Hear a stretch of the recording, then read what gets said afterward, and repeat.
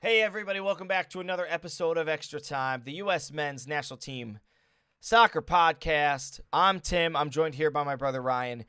We know it's been a long time. In this episode, we are going to talk about why it's taken us so long to get back.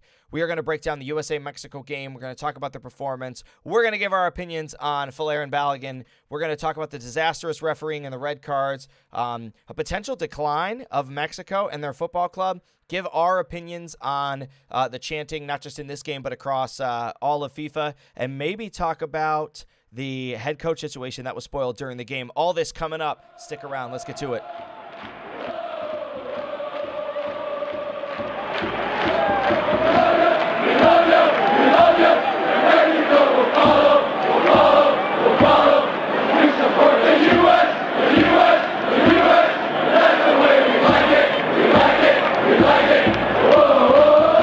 All right, guys. Well, hey, I want to thank everybody for tuning in again. I know it's been a really long time. Before this break, gosh, it was months ago, right? World Cup ended. We knew that the U20 World Cup was going to be coming in. We had, made you guys a bunch of promises, and then life really got crazy. I had a lot of stresses and stuff at my work, wound up leaving my job. Ryan's got a new job, although not from stresses, from all good things, moving up in the world. Chris had vacations and stuff, dealing with things with his family. So we just wound up not really being able to get everything together. And also, it was a topic that we weren't sure was going to get a whole lot of traction anyway. So we apologize for that, but we are back. We are back now, getting ready to talk about this stuff. Ryan, before we dive into it, how have things been, man? It has been a long time. Yeah, it's been good. I was watching all the finals for all the Premier Leagues, Serie A, Bundesliga, La Liga, all that. Got to watch the Champions League final, FA Cup final. Go Man City, they completed the treble, which is an extraordinary feat. I'm very excited because I've been a Man City fan for at least 20 years now. So it was nice to see them. You think Pep hangs his hat up? You think he's done after this? I don't think so. Go out on a high note? I don't think so. I think he sticks around until his contract's done, but we'll see. I mean, there's always a chance he decides to leave, but it wouldn't surprise me if he does. But I think he'll stick around for another year or two at least. I know he's got at least a year on his contract still, so we're gonna have to see where that is. 2025. Yeah. So yeah. Well, hey, we're USA soccer fans. I'm excited to get into this one. United States 3 and Eltree 0.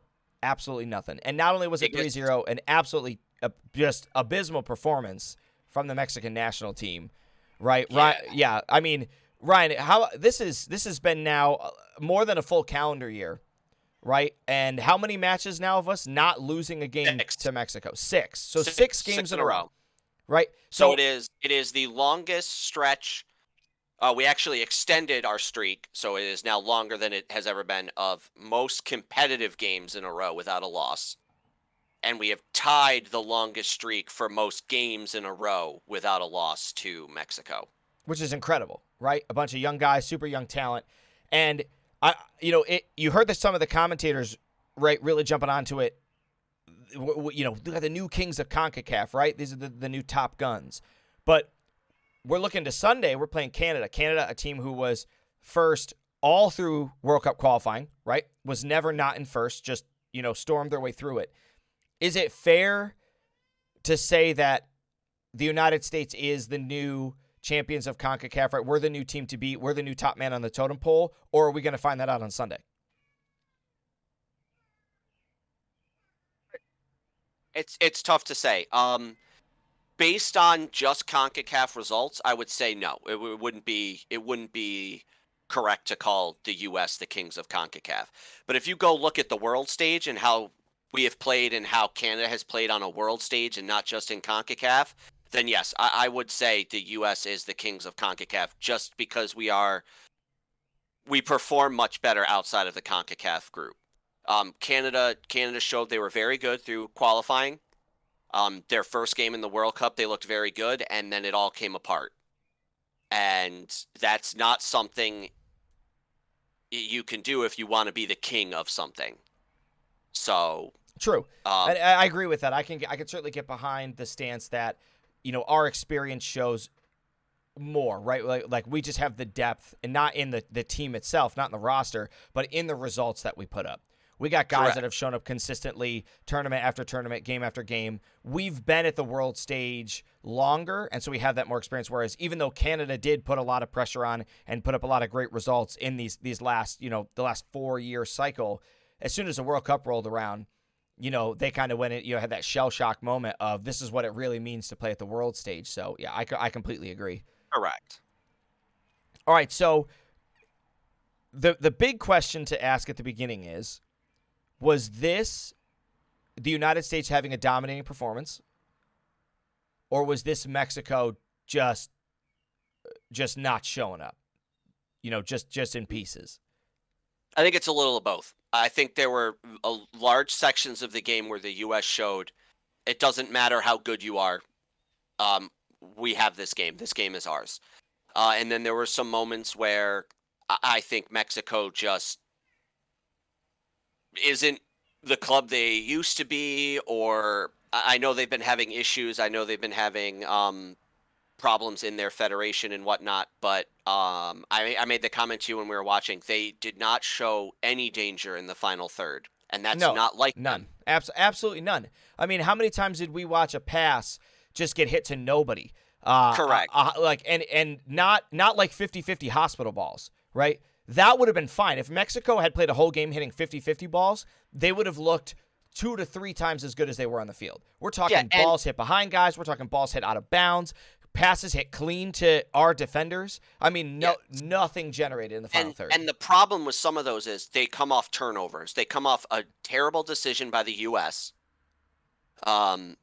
where we play a ball not hard enough, or we turn the ball over, and then Mexico's counterattacking with numbers, and they go to play a ball to a guy who's unmarked, completely wide open, and it's just not there. And the only time they look dangerous is that second half when Matt Turner underhits a ball to a guy, and he doesn't, and the defender doesn't check back to the ball either. Right. Yeah. Mexico wins the ball, comes in. Now, granted, Turner makes a great save. Robinson recovers well, and then the final rebound goes wide. So it doesn't, and it was offside anyway. So even if it was scored, it's not going to matter. But the U.S.'s ability to recover after that was very good. We turned the ball over in a really bad spot. Mexico had a grade A scoring opportunity. And the U.S. defense, especially playing with 9 men, which we'll get into later, got back together. Turner makes a great save. The defense is there to help bail him out after he makes a great save. Granted, it was just kind of amplified, count as a right? save for him, but right. I mean, but thinking about all the things that you just said, all of that really magnified just how poor of a performance Mexico had. Right? Correct. Because let's think about all the things that you just said. CONCACAF. Oh gosh. That's a whole nother story, man. Christian's got to get out of there. Anyway, so we start with what you're saying, right? Most of their chances coming off turnovers. Okay? Yep. So I think all of them came off turnovers. Just about all of them. So when you think about the nature of a turnover, most turnovers are odd man rushes. Okay? So Mexico's already starting with 2 advantages. One, the ball is in the offensive third already, or at least in their half. Yep. 2, and they have numbers going forward. They got numbers going forward. Okay? Yep. So when you think about those 2 things, and you hear that the United States is recovering to clean these up defensively, I'm not saying we don't have guys with pace. I'm not saying, I'm not trying to take anything away from our guys, right? By saying that we didn't have the hustle, because we had some hustle. We shouldn't have had to put that hustle in because we had the turnover. Correct. But there were times where it shouldn't have been, but there were other times where the hustle wasn't because of a turnover, and the hustle stops anything from happening. There was many times Musa hustles back very well. Anthony Robinson hustled back very well. Serginho Dest. Chris Richards, as much as I was a little nervous with him being in there instead of Walker Zimmerman, I thought he played fantastic. I thought he did too.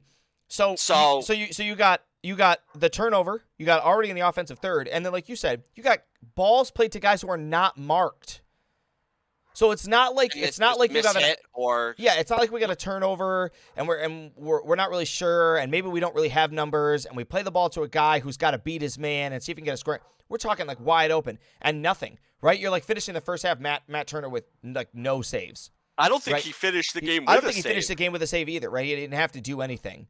And No, they had one shot on target. One shot on so goal, so we had one save. You had two. You gotta love that fact check. So all of those things compiling to just be like, man, that would have been a sad day to be a Mexico fan, right? Now that doesn't mean that it was a great day to be. We had things that we did wrong. We struggled with typical USA stuff. Getting from our defensive third into the middle third was where most of our turnovers happened, right?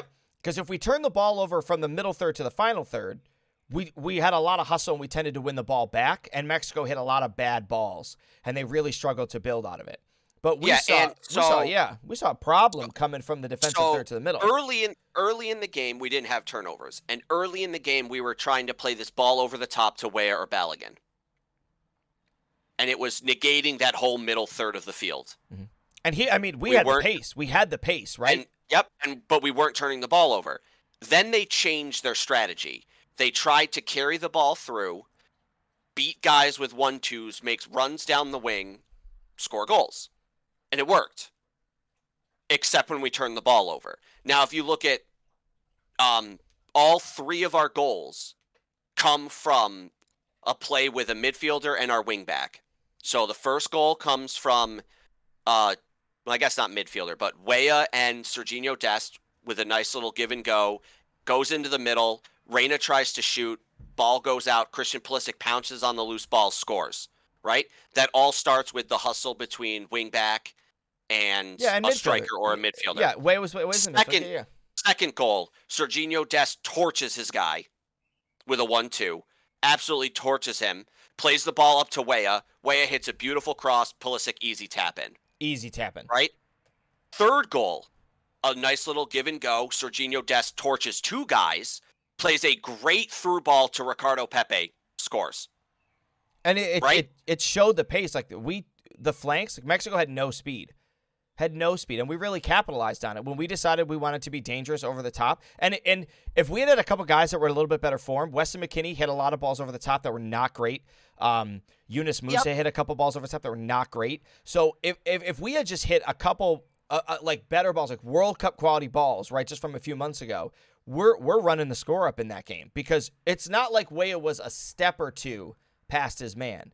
Weah's body length's ahead of his guy. You watch Christian in that first scoring opportunity, right? Where he goes, he should have just given it to Balogun, but where he goes for it. I mean, his first touch, in 4 or 5 steps, he puts 3 steps between himself and the defender, and it's insane.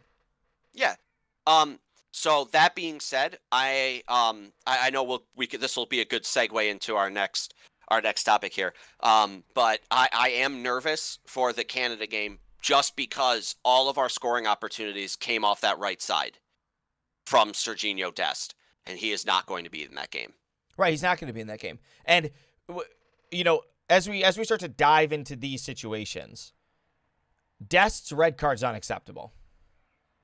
Right, it really is. They're all unacceptable. They are all unacceptable. They are all unacceptable. But you're in the 89th minute of the game. I think it's 85th, but yeah. 85th or 80. It was after the 80. You are up 3-0. It is after the 85th minute of the game. What are you doing? I don't care how hard that guy hits you. I don't care that he pushed you in the back of the head. You are a world-class player. You are a professional player. You know that there's another game after this. You know that you are going to play, and you know the game is Sunday because you're up 3-0. You know you're not losing this game. You're not conceding 4 goals in 5 minutes plus stoppage time. It's not going to happen. And I don't care how bad the refereeing is. I don't care that it's Mexico. I don't care about the rivalry. Nothing. Here's the thing. The referee hadn't been giving... Yeah, no, the referee had not been giving cards for that. So why not do it? If you're not going to get in trouble for it, do it. And right? That's fair. That in lies the problem. That first fight. So when what's his name? Cesar Montes takes out Balogun, and you want to talk about a great track back from a forward. Balogun makes a great run back, puts his body into a guy, steps in front of him. The guy retaliates, absolutely takes out Balogun's left ankle. Right, and it's a red card, and that's an easy. And the red referee card, right? And the referee does it. Correct. But the problem is, it's not insanely malicious. It's right. Correct. The tackle's probably not going to injure him, but it's so clear cut. Right, you're frustrated. Correct. You're not even trying to play the ball. You watch it in slow motion, and you just rip his feet out from underneath him. You get a red card. Right. So then it gets heated. Yes. So now the problem becomes during that heated scuffle, So many players push and shove and hit each other, and nobody gets in trouble. Not a single player got in trouble. other than McKinney's Weston jersey McKennie. got torn off his body. McKinney's jersey Yes. gets torn off his body, and he's the one walking away with the red card. Yes. Now, in the replay, it does look like you said it. I wasn't so sure. It does look like McKinney puts his hand on somebody's throat. That's a red card, right? It is. Correct. It does not matter what time of the game you're in, for what reason. Any intentional placement of the hand on somebody's neck, if you know they are there, is a red card. So he should get one. But look at all of the other players pushing and shoving and hitting each other. Not a single one gets a card. Not even a yellow. Why should Jorginho Dest not defend himself there? He doesn't do anything to the face. He doesn't do anything to the throat. It's just pushing and shoving. Why does he get a red card? If none of those other guys get one, why does he get one? Because he's the center of it. He's the reason it happened. And the referee is just throwing out the people that were at the center of it. Agreed. Which is why McKinney gets thrown out, because he is in the center of that. He is the only U.S. player standing in the Mexican bench. Right? Right. You watch the he replay. gets pushed there. McKinney He gets pushed Correct. there. Doesn't matter. You're now in the middle of it. It's every Mexico player in you. Goodbye. Correct. And to me, that was what I thought was unacceptable, right? And it's unacceptable for a number of reasons. We have video assisted review for these reasons, right? And if you've gotten a chance, and if you haven't gotten to, you need to find them. Just do a search for the EPL's releasing like the vocals from it, so you can get a chance to listen. Because VAR doesn't start when the play's dead. The referees are immediately. So, like, for instance, when the ball got played to Christian, when the ball gets played to Weah, the referees are already talking. You'll hear somebody say, like, all right, get an offside check. Like, run an offside check. Right? He's onside, factual, like outside. Right? They talk to each other, and they use certain language. So you know when that scuffle started that there were guys in the booth talking to the referee saying, like, I'm watching it. I'm watching him. Like, oh, you keeping my hand on him. Like, I got, and they're naming names. Right? I got McKinney. I got this guy, or numbers in here. Like, oh, I saw hands. So they're saying these things. And so the referee then should be consulting with them, and they should have the courage to say, I think you need to take a look at these things. Right? And so what we know would have happened is we know that somebody said, I got McKinney hands on the throat. Right? Because the referee probably didn't see it. And somebody upstairs said, we got hands on the throat. That's a red card. I'm frustrated because McKinney's got his hands up because the guy's pushing him into the bench. Right? So you know McKinney is just trying to put his hands on the guy and get him to stop pushing him. But it's the rule. His hand goes to his throat, you give him a red card. That's fine. So now we get more, now we got matching red cards in a situation. I'm fine with that. What I'm not fine with is we got to, our player comes out of the bench and his jersey is torn off of his body and there's no other cards. Correct. There's no nut, like, and because that to me, that goes beyond the play on the field. That's fines from FIFA. That's fines from CONCACAF because that's unacceptable.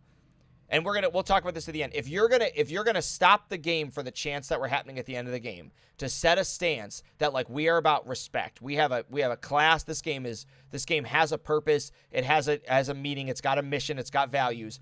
Then you also need to take actions for those things. And I'm not saying they have or they haven't. That's just my 2 cents. Because I thought the whole thing just got outrageous. And Chris isn't here, so I'll say the only thing I can to speak on his behalf. If Chris's argument was when that guy goes crashing into Giovanni Reyna and draws blood on his nose. Yep. And I think the game's a lot different if that happens because I think you're right. The referee hadn't been calling stuff up to that point, so why not go for it? We know the history of Mexico. I just looked it up. In the last 7 CONCACAF games, Mexico has 6 games with yellow cards or red cards. Yeah. And I made that comment on a podcast. It's unreal. And here's another one. There's 4, and it's just Mexico. You go through, look at all the other CONCACAF games. Nobody else is getting red cards. Right? Us in Mexico, there's 4. The last time we played Mexico, we got 1. The time before that we played Mexico, we both got 1. Mexico played Jamaica, Mexico got 1. Mexico played El Salvador, Mexico and El Salvador got 1. Mexico played Canada, there's a red card. All right, so and I think I made this comment to you when we were watching the game, but when they brought on the rules analyst after the Reyna hit, so for people who didn't see the rules analyst. So basically, they have somebody who used to be a referee who knows the rules that they. There's can a consult reason with why say, they're not a referee anymore. Well, I don't know about that because Joe Macknick does a great job. No. Well, This World Cup. individual, Joe Macknick's Okay. fine. I'm saying this specific individual. So basically, what happened is a guy on Mexico who was already on a yellow from the first half throws a tackle, basically shoulder into Reyna's face, busts up his nose, he's bleeding. Right? The rules analyst says it's a yellow card, but I understand the referee not giving him one because he's already on one. That is a terrible decision. Oh, that's horrible. You cannot not give somebody analyst. a card for something just because they already have a card. If it's a yellow card, it's a yellow card. If it's a red card, it's a red card. There is no, well, it could be a yellow card, but because he's already got one, I'm just going to call a foul. No. Right. It's a yellow card. Correct. That's the same mentality as going, well, it's probably a penalty kick, but man, the game's tied, and I don't want to be the person who decides the game. Correct. So I'm not going to call a penalty. It's a foul's a foul. And then when we're 9-on-9, De La Torre's on a break. With an odd man rush, we've got numbers forward. We're probably going to score. He gets ripped down. There's not even a yellow card. Right. It's an easy yellow. Right. And the rules state counterattacks when there's an odd man rush. If somebody gets taken down to stop the rush, it's a yellow card. That's the definition of professional foul. Correct. I mean, it's in there. Everybody knows it. Anybody and players do it, and they know they're going to get a yellow when they do it. But they do it anyway because that's what you do. Right. And it's not a surprise to me though, right? So if you were watching this game, you should recognize this referee. This referee was the referee chosen to represent CONCACAF at the World Cup. And I don't remember off the top of my head the teams that he watched, but I remember watching the game that he refereed, and I remember watching the game get really out of hand. And I remember feeling embarrassed as a member of CONCACAF because he was representing the United States. Or he was representing... It was something outrageous because I remember the players getting all feisty and might have been Croatian, Netherlands. Yeah, and tackles getting out of hand and all sorts of this other stuff. And I don't need to go into it again, right? We don't need to go into it again. If you want to go into it again, just it's in every podcast that we do, I feel like. Every time we got to put up with this crap. Every podcast we got an episode where we're complaining about the refereeing and people are probably like, "Oh, these guys are babies and they can't." Like, just go watch the highlights to this game. I challenge you to go watch the highlights of this game and think that there's not something wrong with refereeing in CONCACAF. Watch the whole game, and then go watch any English game, any English Premier League, any European football league. Watch the refereeing and tell me that they don't have a better handle on those games. They do. I'm sorry. When Liverpool was beating Man United 7-0. 7-0. Man United was frustrated. They started doing dirty challenges. Referee was immediate. He was all over it. Yellow cards for guys. Got stopped fights. There was nothing. If he refereed this Mexico-US game, as soon as that guy throws that challenge on Reyna, he's getting a card. He's gone. Right? As soon as and it's not and I think the reason why we get some of these fights is because the players know the referee might not call anything. Right? If you're not 100%, if you don't know the referee is going to make that call on Balogun, your first response is, I need to stand up for my teammate. He just got absolutely annihilated. It's no different than your goalie gets hit in the NHL. See? We're just over it. I'm over it, dude. It's a joke. It's because I leaned back. Exactly. I shouldn't have leaned back. It's like, you know what? Only jersey. Look at this. This jersey remains. So you know why? Because this is the number one jersey. The fans voted. Hang on, Tim. The fans voted. That's right. You got to kiss that. For the badge. That's right. Yeah, it's like hitting a goalie in hockey. It's like shooting a puck at the goalie after the whistle's been for like 3 seconds, right? It's something you don't do, and guys stand up for their teammates. And people know that in hockey, so they don't do it. In soccer, if people knew that person was going to get carded in CONCACAF, we wouldn't have this problem. Right. And I'm going to say something. Here's the hot take for today. I think it's by design. I believe that there are people want to watch it. Correct. I believe there are outside influences in this game because for the great nation that we are, we have lots of Mexican citizens, for either from descendants, from heritage, or from Mexico, right? Yep. That get to come watch these games, and they love it, and I love it. I love this rivalry. I think it's fantastic. I love when we play Mexico. It means something. It means something from the history, all this stuff. And it makes it really interesting because it's tough to get a home game against Mexico in the United States. Yep. And I love that. I love that message that's something. But it's turned into this spectacle of, chants and garbage thrown on the field and fighting and jersey pulling and red cards, and it's not about the rivalry anymore. It's not about the talent of the players. Like, I liked the last series, right, when we played Mexico, because the game really didn't get out of hand. You saw the man in the mirror shirt from Christian, and it just felt like a game. Like, the United States dominated the game. We didn't have to deal with any of this nonsense. I was really hoping at 3-0, we weren't going to deal with any of this nonsense.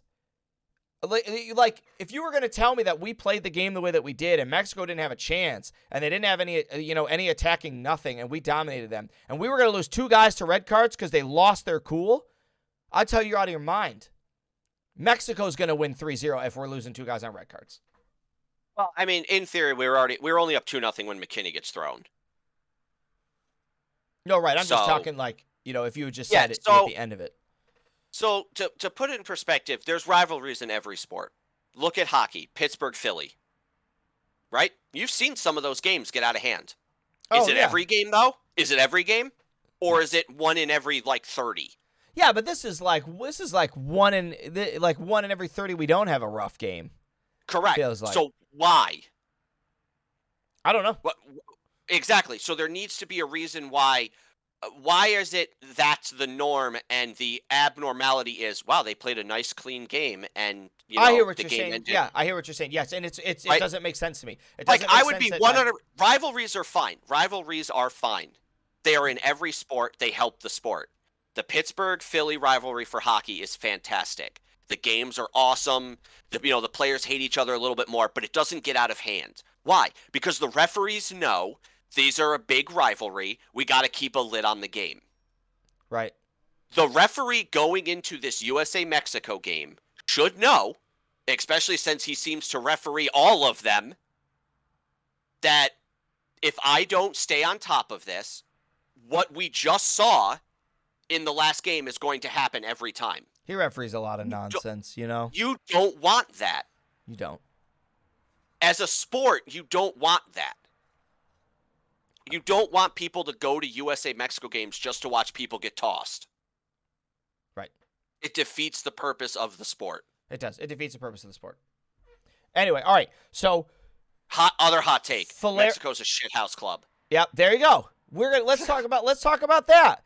Because and I think it's important to talk about it because it's not like you and I just sat here and bashed Mexico this whole time, right? We just talked about this amazing rivalry, how much we love this thing, right? I remember Mexico beating us as a kid. I remember, the reason Ochoa's statement kind of hurt, right, when he had said it's because it was kind of true. I remember as a kid going like, I want to make the World Cup, but also thinking to myself, but I want to beat Mexico to do it. We wanted to be the top guy. And now we are. We're these top guys. But we're the top guys because what? Because Mexico's federation's falling apart? Because they can't get a coach that knows how to coach their team? Because they got players all over the place? Because they can't find a new goalie? Like, there's so much stuff going on. And, you got commentators. I didn't really, care about too much what she had to say. But she does have a point that, Mexico probably has to put up a decent result in one of these 2 tournaments. And second place, I think, is a decent enough result because you can't win them all. But at this point, Mexico hasn't won any of them. This result against the U.S. it's not just bad; it's embarrassing, right, for Mexico. It is the worst loss to the U.S. in a semifinal ever in their history. We have never beaten Mexico by more than 3 goals ever, but we have never beaten Mexico by 3 goals in a semifinal ever. So this is their worst loss to the U.S. in a semifinal ever. Because normally what happens is Mexico beats us 5-0. Mexico beats us 3-0. I remember those games where Mexico This doesn't look good already, right? So not only did you lose, so you're not winning the Nations League. So there's strike 1. Strike 2 is you set bad records, right? You let the U.S. basically go, hey, we've now set a record for most consecutive games without losing to you. Also, we beat you by the most we've ever beaten you in a semifinal, right? There's like strike 2 and strike 3. Now you have to play a third place game, which if you lose to Panama because you're also down 2 guys that aren't going to be able to play, which had a pretty deep. One is your left back. I can't see Mexico beating Panama, honestly. Yeah, one is your left back and one is a midfielder. They're both out. And your and your left back was already terrible because he got lit up all game. So now you got to play your have backup. The backup in. Yep. So we're looking at this could be 4 strikes. Then you go into the Gold Cup, and if they keep playing the way they are, they don't win that. They don't even come close, to winning that.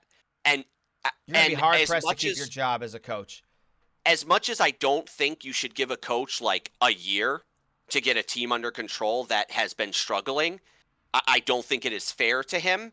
I understand why they're doing it, because the Mexican fans, who are very loyal, as we saw at the game in Vegas, they take pride in this. Yes, it's they take pride in it, and right? they want to see them. They want to see them succeed, and the only way to do that is change the manager, right? Because you can't change the players, because only so many of them make it. It's not like you can just go, this guy on the street, put him on the team, he'll do better, right? Like that's not how it works. Right. But you can literally go, hey, that coach, coached over in La Liga for a couple of years. Let's put him in charge, see if he can get this team going. True. And I get it. I understand why coaches go when teams are struggling, but he hasn't been there that long. Right? Like Mexico basically got a new coach after the World Cup. It's been a year. Right? Like not even. Well, it's going to be tough because you don't and you're have gonna the just qualifying and you're cycle just gonna again, and you're just gonna chuck him. Right? Like I get it. You struggled. You've been playing very poorly, but I don't know. It's one of those. But at some point, you're just struggling from inconsistency and instability, and creating more instability isn't going to fix it. No, I 100% agree. Correct. And it's a tough call because you're balancing winning and culture. Because if we don't win, then we're never going to win, and people are going to want to come support us. Where is the point where, okay, so we've struggled for a year, fire the coach, right? Bring in a new coach who has a completely different strategy of gameplay. The players have to relearn that. They struggle for almost a year. Coach gets fired. Well, it's what you saw with Leeds. That's what you saw with Leeds. You bring Jesse Marsh in. The team manages to stay afloat somehow. Jesse Marsh struggles to get any kind of a thing under. I mean, you saw this at Chelsea. You've seen this at there's a couple other teams in Europe that you've seen it in. And so what? Then they brought Sam in, and he's like, oh, I'll keep us from getting relegated. And then Leeds just continues to get pummeled. Leeds goes through 3 managers in one season. Tyler Adams gets hurt. Which, if you looked at how they were playing with him, if Tyler Adams stays healthy till the end of the season, and I'm not just saying that because I'm wearing his jersey, I think Leeds doesn't get relegated. There are games in there I believe they win with Tyler Adams in the midfield. Did you hear what he said? Look at me. Look at my eyes. Tyler Adams might be one of the best center backs or center midfielders in all of Europe. You heard it here. I don't know about that. That's true. That's a truth. It's a truth. You know it's a truth. Comment below. No, I don't. Let's get some hype for Tyler Adams. But he's getting way more credit than people have been giving him. Yes. I don't think it's a coincidence that Leeds falls apart as hard as they do when he gets hurt. Yes. So as Mexico, you struggle, you get rid of your coach. New coach comes in, completely different game plan, wants players to play like this, switches around some of the players, gets different guys on the field, right? Maybe he finds a 19-year-old goalie and goes, you know what? I know we got to rebuild. Goodbye, Ochoa. Bring this guy in. Right? And they just lose games. They lose. Right? They don't perform to expectations, so they can him. He's gone. They bring in another guy. Maybe that guy goes, no, I want to try a different strategy, right? Where does the line go? Maybe we stick with a coach for 2-3 years to see how his process goes through to see if the players can actually play underneath him. I think you got to give this guy at least a year and a half, 2 years. As a national team, how many games do you play a year? You play there's 3 international breaks and typically a tournament. So you're looking at 2, 6, 7, games? 8, 9, 10. No, because we could look at GREGG. GREGG had 17. But if you lose in the tournaments, you're out. That's true. Right? So how many GREGGs? GREGG set the record, right? Wasn't it 17 wins in a calendar year? Yes, but that was also including World Cup It was including tons of World Cup qualifying. So you're probably playing what, a guaranteed 12 games, and depending on tournaments and stuff, you might be playing upwards of 20. So how often do you even see the players? Right. You're looking at you Like, see them for like 2 8 months weeks. a year total? Yeah, 2 months of the year. Maybe 3. How do you get your strategy and the way you want to play into their heads in 8 weeks? Well, it's why most And coaches it's not don't 8 want weeks to in do a it. row. It's why it was so hard for us to fill our spot. Right. It's all over the place. It's like 2 weeks here, a couple months go by, it's another week and a half here. Mm-hmm. Right? Well, and it's why we wound up with who we wound up with. We can get to that. Before we get to this, Ryan, I'm gonna be the bad guy here. I'm gonna be the bad guy. You gotta defend me. Balogun plays, starts, does all this stuff. Pepi comes off the bench. Pepi's first touch. Boom, back of the net. We're starting Pepi now, right? Let's put Balogun on the bench. Pepi's a striker. He's here to stay. He's proven his point. Balogun's overrated. Right? Am I right? It's hard to tell, right? So, yes, Pepe scores right off the bench, but, 10 on 10. There's one less guy out there. There's more space, right? Pepe's fast. So is Balogun. Balogun scores that as well. I also think, and I said this, Pepe's goal was an MLS goal. Yes, I remember this. Right? Yeah, and I agree. I agree. And it's. I also think it has to do with Ochoa being as old as he is, because Ochoa comes out and stumbles. Most goalies, when they come out and see you going to the corner, are going to stay on their feet, track with you, and it's going to be very hard for you to score. I think Balogun, as he's coming in, instead of trying to beat the goalie, just puts that in a corner, right? And it's unsavable. Now, granted, that being said, I'm not saying Pepe did anything wrong, right? He beats Ochoa. He knew what he was doing. He beat Ochoa. He scored. Right. It's a goal. He does what a striker needs to do. He's given an opportunity and he puts the ball in the back of the net. Correct. Now, that being said, Balogun created a lot of good opportunities for us because of his speed, because of his composure, and because of his physicality, right? Like I said, him just standing there when Reyna goes to shoot, he has a guy marked on him that couldn't get around him to get to Pulisic so Pulisic could score. Mm-hmm. Right? Now, most people might look at that and go, well, Balogun didn't do anything. He just stood there. Yeah, but standing there kept a guy on him so that there's one less guy to, challenge Pulisic as Pulisic beats this guy. Right. And I think that happens because of his talent and because of the air of confidence that was around him. I just got the impression that Folarin wasn't scared of anybody, right? And you mentioned it really early on. You're like, this guy plays in a top flight in the Premier League. He literally just scored a goal against PSG in like the last game of the regular season. Like, and it was a screamer against PSG. Yes. So this guy, I mean, he's up there. He's not scared of anybody. He wants the ball. He's demanding the ball. He's going to get the ball. It's such a different vibe and feeling than we've ever gotten from a Ferreira, than we ever got from a DK, than we ever got from Haji Wright, than we didn't get this from anybody else. And like you said, it forced guys to have to stay with him. He stretched the defense. He stayed on that back defender, and guys had to hang with him because guess what? If you don't, he's going to put up opportunities. Yep. And his work ethic was there. He backtracks. He draws the first fight incident. It's because of him, right? He comes back. He wins a ball off of a guy by being more physical and just being stronger and like, look, I don't care. I've played with guys that are way better than you. I'm going to win this ball from you because I know I can. Mm-hmm. Right? When you win a ball off of Messi, or you win a ball off of Neymar, or you win a ball off of Giroud, Benzema, Erling Haaland, right? Why are you afraid of a guy that plays in a Mexican league? Right. Right? And that's the attitude that the United States needs, and I think it's the attitude that's developing.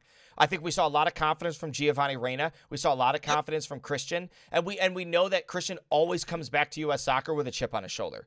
And there probably isn't going to be any year where he's had a bigger chip on his shoulder than this year. Yeah, he wanted to show Chelsea they made a mistake of not playing him. He should have had a hat trick. He should have had a hat trick, and Folarin should have had one too because Christian should have gave it up, or Christian should have scored. Either way, we should have had that other one. I was fine with Richards and Robinson. Tim, let's go back. So you know what that means. The last hat trick against Mexico. Oh my gosh, you're gonna bring it up. Is still Michael Bradley in 2009. We need a moment of silence. We're gonna take a moment of silence. Actually, you know what? We're done. We just gotta pack it up. Man, that's just crazy to me to think about. That out of all, man, Michael Bradley. Oh my gosh, I had to bring it up because I had to. Michael Bradley. But no, yeah. So I was thoroughly impressed with Balogun's first game. I was Do you not think he, like so like do I you told think you. he starts against Canada? Do you think he starts against Canada? Yes. Yep. Now, and like I told you, I was expecting one goal out of him, right? And he could have had that, right? He could have easily had that one goal. That being said, he lived up to my expectation in my eyes, right? I'm expecting him to be able to score one goal. He probably should have. If Christian just plays him that ball, it's in the back of the net, right? 100%. And I get Christian might not see him and is like, I got to beat Ochoa and I'm going to put this in the back of the net, right? I want to be the hero. I'm Captain America. That's fine. And he makes up for it later, right? Christian has 2 great goals. One from good work ethic, the other from a great ball from Weah. Gosh, Weah just but lit him up. Balogun did what I thought he was going to do and what I wanted him to do. He was in dangerous positions for balls. He always finished his runs. Now, granted, he might not be able to get on the end of some of them, but I even made the comment, like, on a couple of them, like, man, Balogun was making that run. He just wasn't there in time, right? That is not something we have had as a striker. Like Jesus Ferreira, Haji Wright, even Ricardo Pepe, they sometimes don't make their runs. They'll just wait. They'll hang out. Balogun goes right to the front of the net. He's looking for that. I don't care if it's an easy, I'm inside the 6 tap in. He's looking for that. The ball came in here. It's loose. I'm putting it in the back of the net. Right. He does that. His backtracking is great.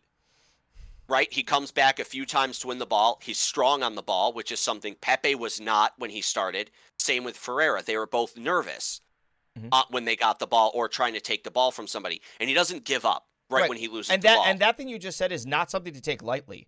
I think the only other player I've seen exhibit that recently is Zendejas, right? These two guys that are starting with the men's national team that do not have a single ounce of doubt in their body as to what they want to do. They believe that they fit in. Does too. He just doesn't start. No, but I'm just saying, like, from the moment they started, like, first cap. Yep. Like, yeah. Because all the guys in the lineup now, like, first cap. Yeah, I think he might have too. I'll give you credit for that one. And like even Reyna, honestly, young Reyna, like a couple years ago when he was coming on, he was trying to light stuff up too. So that's a really interesting characteristic for this generation of guys that we have is that they're hungry and they want it. Yep. And I wouldn't be surprised if Balogun secures this number 9 spot and Pepi finds a role coming in off the bench. Because if Pepi can come in off the bench and do what he did in this game, Pepi himself can't be upset. You can't be upset about that. That's a play solidified him like role. Holland Alvarez. Right. For Man City. Correct. And, right? and you can't be upset about it. Holland starts, plays 75 minutes, might score 4 goals because it's Holland, who knows. And then Alvarez comes in and he also scores. So there was a game where Holland had a hat trick, gets taken off, Alvarez steps on and immediately scores 2 goals. Right? Why does that matter? Like, who cares if you didn't start? You scored 2 goals. Right. You have a job, you have a role, 20 and you minutes. have a purpose. Yes, 100%. And they do bring 2 different aspects to the game. I just think for the benefit of the United States, Folarin looks like a player who brings everything to the game. Right? And this is a game where he didn't have any of the chances that we've seen Pepi miss and Ferreira miss and Haji Wright miss. He didn't really have any chances. He didn't get to do anything. And so I understand how bold this is for me to be sitting here because most of the podcasts are going to be like, I don't know, I'm not super impressed. We haven't really seen a whole lot, because we haven't. It's one game. Because we haven't. But it's one of the things that you and I were planning on looking at is we know we're going to struggle to get him the ball, right? We said that from the start. It's not going to matter too much what Folarin does if we can't get him involved. And I thought, given that we really struggled, now you could tell we tried to get him the ball a bunch of times. Dest was looking for him every time he swung it in. He did so much work and had so much confidence and just felt composed and in the right places, given that we didn't really do anything to help him out. Yeah. And I do like that we have somebody in the box on breaks to service to now, right? Pepe and Ferreira were not guys that like to use their head. Balogun will. And he'll be there for it. Right? Like McKinney would. But on a fast break, McKinney's not going to be in there. Because now we have two Weahs. Think about, because you and I and Chris, we all said one of the things we wanted to try out was to put Weah up front. Right? Yep. And when we do that, we lose what we saw in this Mexico game. Yes, Aronson is fast. Yes, Giovanni Reyna is fast. Like, they're fast players. Weah has shown he can consistently just torch guys, right? He gets his head down, he beats guys.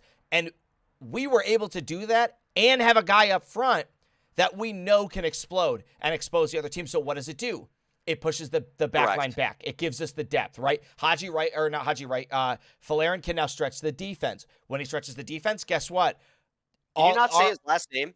Balogun? Our all-star, well, they were calling him Ballo. I finally got his name right, so that's what I need. If you need to like and subscribe and comment on this video just because I finally got this dude's name right. And so you look at our all-star, our world-class midfield now has even more space because what happens? You try to cheat in. You try to strip our guys when they're playing, that knock-around soccer. You try to step up to Yunus Musa. Yunus Musa hits a flat ball through, and now Ballarin's on the break. Balogun? Balogun. Just throw it all together. See, I jinxed myself. I shouldn't have said like and subscribe. You don't have to anymore. You can unlike this video. You can comment and say I'm a fraud. But yeah, so I thought for first game, for being with the team for just a month, because he literally signed with us May 15th. So the game yesterday would have been exactly 1 month. I think he did about as what I would have expected for somebody who has had almost no time to prepare with the team, figure out how we play, and us to figure out how he likes to play. Mm-hmm. And I get it, like, right, Pepi comes in off the bench, immediately scores. Yeah, Pepi should start, right? He did what a striker's supposed to do. He scored. Mm-hmm. But Christian scored twice. So should Christian be our striker? Right. Like, that mentality is... goals. Because we should bring Michael Bradley back every time we play Mexico. Oh, my God. He's our striker. Maybe he should be our coach. Maybe. Oh, my gosh. No. One Bradley was enough. For me. All right. So now let's kind of close on this because it's going to be bigger than soccer. It's going to be big. It's just we need to spend some time to talk on this. The fun part of last night's game. If you weren't aware, and I don't know how you could not be aware if you've just done a YouTube search on this because this is how many minutes were cut off of last night's game. Okay. Now, granted, because of all the red cards, there was a lot of stoppage time, but FIFA. No, I'm going to let Ryan explain all that. I'll let Ryan explain it. I'll just tell you what happened. The Mexican fans, before Matt Turner would go to kick the ball, would do this little chant. I'm not going to say it because I'll get banned from YouTube. And they would put their hands up. They would go, oh. And then when he would kick the ball, you could Google it if you really wanted to. They would yell out a word that is used as a derogatory term to demasculinate men and basically is the Spanish word for prostitute. Okay, I'm not going to say the word, but apparently I can define it and not get in trouble. So they did that. And it had happened a bunch of times, and, I wasn't really paying too much of attention because I don't really care, and I'm talking to Ryan in Discord. And the referee blows the whistle, and the game comes to a stop, right? So, Ryan, you take it away now. What is that for people who haven't seen this?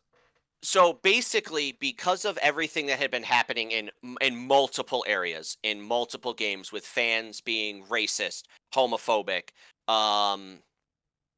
sexist, any ist you want to throw in here. There's the other one, the tragedy chants. Anything chanting. you want to throw in here. Yeah, Tottenham just got hit with that. Yep. Real bad. Basically, what soccer as a whole has done is the referee has the ability to stop the game. Not like the time stops, but the game is halted. An announcement is made in the stadium in both languages if there are multiple of both teams. Right, the language, so yes, the native languages of both teams. So if it's in England, it'll just be in English, like if it's like a Premier League game. But if it's like U.S. versus Saudi Arabia, right, it'll be both in English and Saudi, so that everybody in the stadium can understand what is being said. And basically they say the chanting that is occurring is not tolerated. If it continues, you will be escorted out of the building and you will not be given a refund. But they also inform you that the referee has the ability to suspend the game. That being said, what we saw last night was not a suspend. It was just look, there's 8 minutes left. The U.S. is up 3-0. We're just going to call the game. It's done. We're already in stoppage time. I'm just ending it. What they can do is they can suspend it. The security will get everybody out of the stadium. The players will come back on the field and finish the game. It is something that has occurred a few times in European soccer, football. And it's another few times it has occurred with the players have taken matters into their own hands. There were a couple La Liga games and Serie A games last year, I believe, where I remember one of them, Vinicius Jr. for Real Madrid.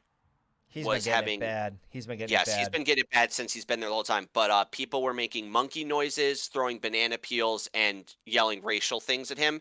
So a good chunk of the players on both teams walked off. They just left. And the referee can't do it. He just has to stop the game, right? And he should. That should not be something these players have to go through. I think that's the hardest part, right? The hardest part is in the enforcement of this view, right? And I'm saying view like for lack of better words, right? We're in agreement that this stuff is unacceptable, right? And I'm not saying that when we played high school soccer, we didn't yell some of these things at our teammates, right? I'm not saying any of those things. I'm saying this is the world stage, and I'm making this statement because there's a lot of videos and people going around saying that they thought this was too much, that this is unacceptable, whatever. And there is an argument to be made that you're giving power to the people to do this, but that argument kind of goes away when you realize we're just going to empty the stadium and then continue playing, right? Like, so you're not really doing anything. I think people just kind of heard this one word and they saw this one thing and they're like, okay, so it's like maybe a homophobic chant. Like, what's the big deal? The big deal is the principle behind it. This is so much larger than that. And it's typically, yes, the homophobic ones are also a big deal. The tragedy chanting and the racist chants that are happening overseas have started to get out of control. I mean, just go back to the Euros. There were mass tragedies. Like, we're talking, cities in England have horrible, horrible tragedies happen where hundreds of people die. And then that city plays another city and the fans are chanting to the other city, like, you deserve this, right? Like some chant of like, this is your fault, or like, mocking the fact that all these people died. And FIFA's got to do something. And I'm completely for trying to get everybody to remember, like, dude, we're all human beings. We're all in this together, and it's completely unacceptable.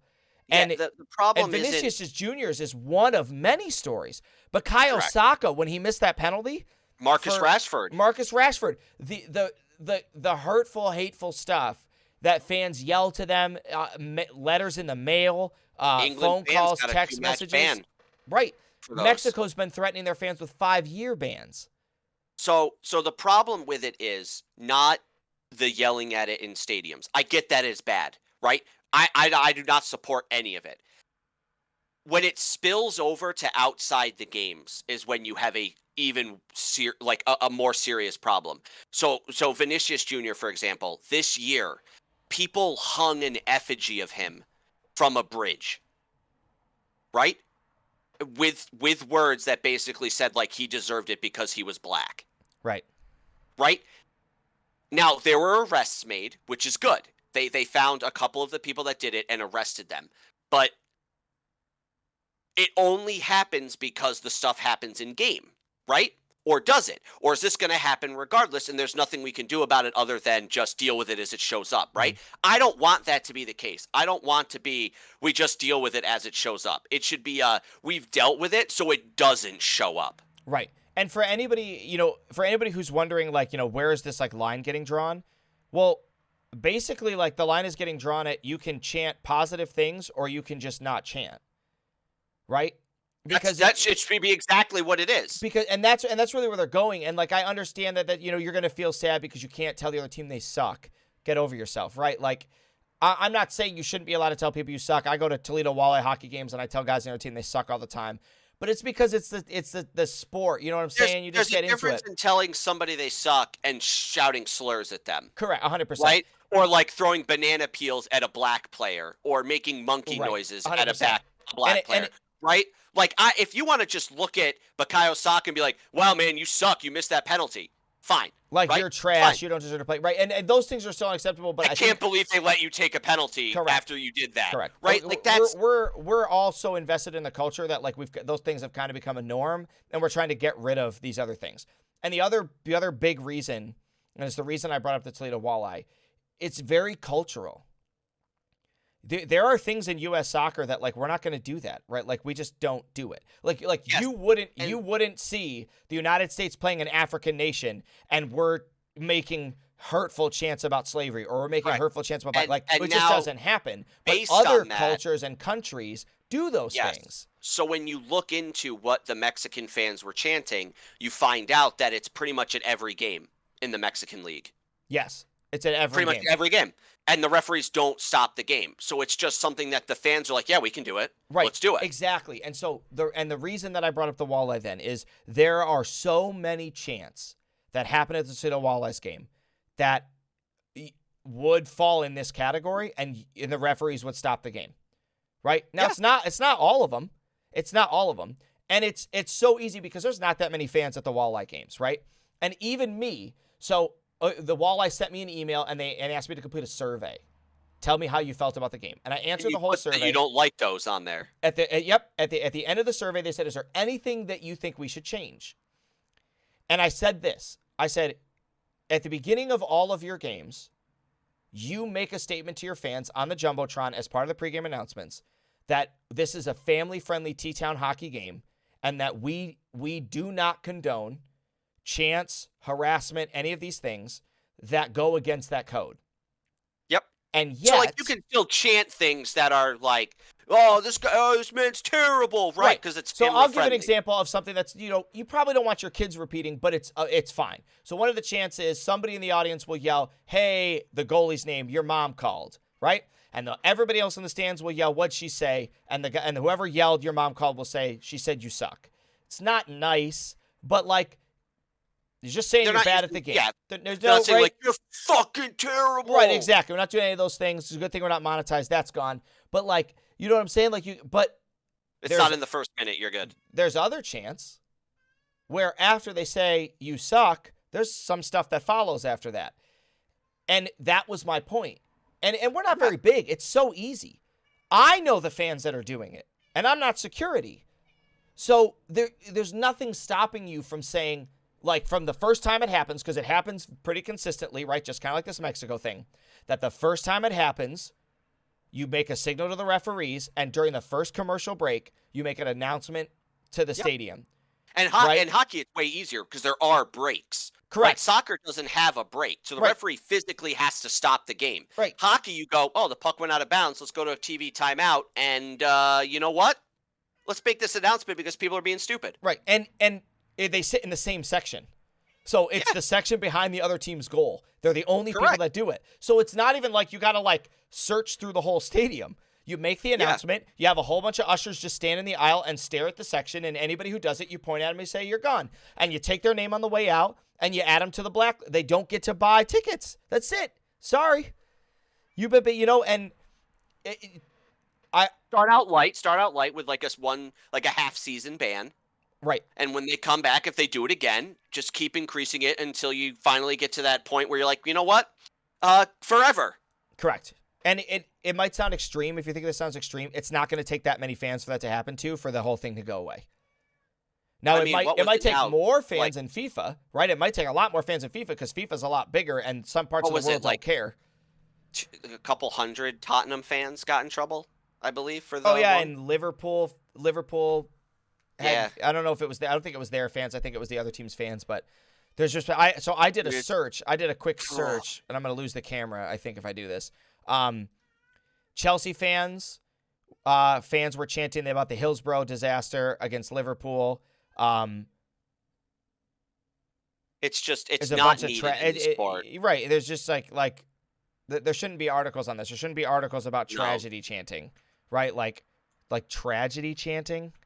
come on, really? Oh, your So- stadium collapsed and half of them died. Right, exactly. Like, and How it's like, it's oh, just yikes. wild. I would be like, bro, that sucks. I mean, it's the equivalent of like if when Ukraine comes back into finally playing, if this conflict ever ends, and they play against somebody who chants like Russian things at them, right? That's Yeah. basically a tragedy chant, right? And so and I hopefully all of us could agree, like, yeah, that there's really no place for that in this game. So Correct. There I- isn't. my heart breaks from the Mexican fans who showed up, who live in our country, who are American do that. citizens, right? Who are American citizens, who are third, fourth generation Americans, like, and they're like me. If I lived in another country and I want to watch my United States team play, and my fellow fans are ruining it because they don't see the seriousness of it. Correct. It's no different than the fans that beat a referee to death in the Honduran leagues, right? It's not everybody, right? I love this rivalry. I love the USA-Mexico rivalry. I hope that FIFA can come up with a way and CONCACAF can come up with a way Like to I make said, sure that we're not all affected and it's just the people who are doing what, like I said, there's rivalries which are good for sports, and then there's this. Right? Yes. Yep. Because isn't a there are rivalry. rivalries in every single sport. Why do none of them? Look at Brazil, Argentina. Do their games escalate into just people beating the shit out of each other? Right. Right. No. And that's Right? an insane rivalry. It doesn't. Right? Yeah, it's just like It the top doesn't. dudes. Yeah. Right? We didn't see it in the England-France game. We didn't see it. Yeah. We don't see it. You see You didn't class, see it in you see England, cavalry. Wales. Yeah. Right? Like, you don't. It's just not something people do. It's not. And Well, it's just U.S. Mexico, and it it's is. just. And every team's got their own thing, but, So that's our breakdown. That's our opinions on that. Just in case you were wondering why the game got stopped, it's the first time I've experienced it in a USA game. It's the first time that I think it is. that I've experienced this happening. So, Like I said, I've seen some of the players walk off the field because of things and games. I do. Yeah, it's bad in the EPL. It's really bad in the EPL, and UEFA is going to have to try to do something to get a hold of it because it's just getting more and more and more out of control. Yeah. And the players are very vocal about it. Like the players are very adamant that and they condemn it. And Oh they yeah, go on their Vinicius social media Jr. posts. pointed out a guy in the audience that was chanting at him. Right. I mean, and their teammates condemn it. Their teammates come out. Like everybody is very adamant that this is just wildly unacceptable. But we know people can be crazy, so you get that mob mentality. Yeah. Plus, there's probably a lot of people. Positives 3-0 U.S. 3-0 U.S. Final Sunday versus Canada in Vegas. Versus Canada game in starts Vegas. 8. The game starts at 30, 8, which means it'll kick off 8:30, something like that. It'll be like outrageous. 8:30 Eastern time. gonna be wild. 5:30 Pacific. That's right. Yeah, well, that's going to do it for this episode. Guys, on the next episode, if we don't get to it, we're going to be talking USA, Canada, obviously, and we're also going to be talking Greg Berhalter. And we got to bring this for a completely different episode because there's a lot of emotions going on around this, and I really want Chris to be able to weigh in on this, and I know he can't make it here tonight. He's too busy being a bum, enjoying the beach, taking vacations. I wish I was on the beach.